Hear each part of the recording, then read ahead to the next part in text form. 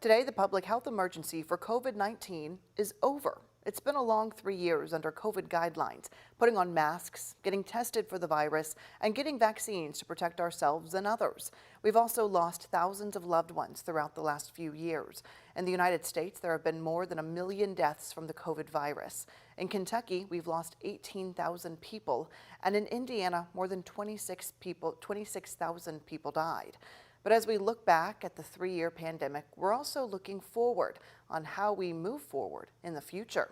Reporter Bobby McSwine is here in the studio now after talking with doctors about what we should do. What did the public health commissioner have to say about this, Bobby? Well, Dr. Stephen Stack says that we need to remember the lessons that the pandemic taught us. Over the last 3 years, we learned about masking and taking vaccines to prevent or lessen illness, and remembering that for some people, the pain COVID-19 caused is far from over.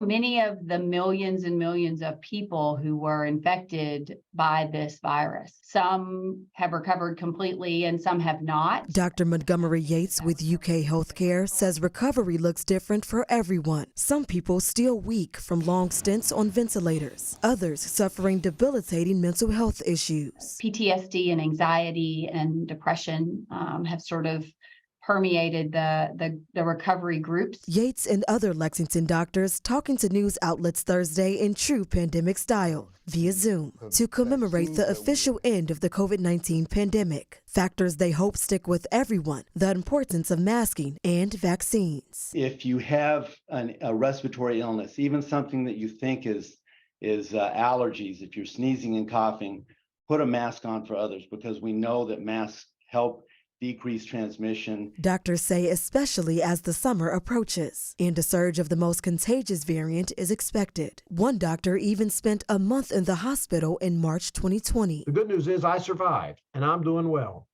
We can't forget the people who didn't. COVID's still out there. Still be vigilant.